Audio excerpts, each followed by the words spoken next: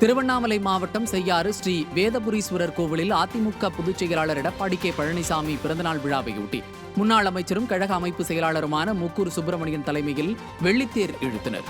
இதனைத் தொடர்ந்து சிறப்பு அபிஷேகமும் 2000 பொதுமக்களுக்கு அன்னதானமும் வழங்கப்பட்டது.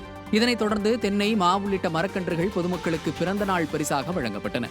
இந்த நிகழ்ச்சியில் திருவண்ணாமலை வடக்கு மாவட்ட கழக செயலாளர் தூசி மோகன் உள்ளிட்ட ஏராளமான அதிமுக நிர்வாகிகளும் பொதுமக்களும் பங்கேற்று விழாவை சிறப்பித்தனர்.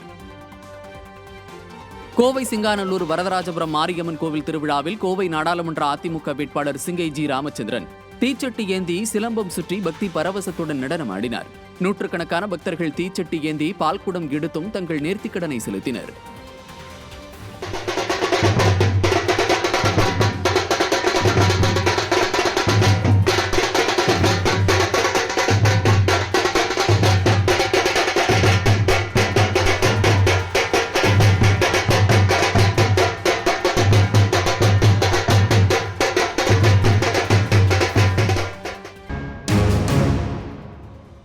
ஈரோடு மாவட்டம் சூரம்பட்டி பகுதியில் அதிமுக சார்பில் அமைக்கப்பட்டிருந்த கோடைக்கால நீர்மோர் பந்தலை முன்னாள் அமைச்சரும் மாநகர மாவட்ட கழக செயலாளருமான KV ராமலிங்கம் மற்றும் முன்னாள் சட்டமன்ற உறுப்பினர் KS தென்னரசு ஆகியோர் திறந்து வைத்தனர்.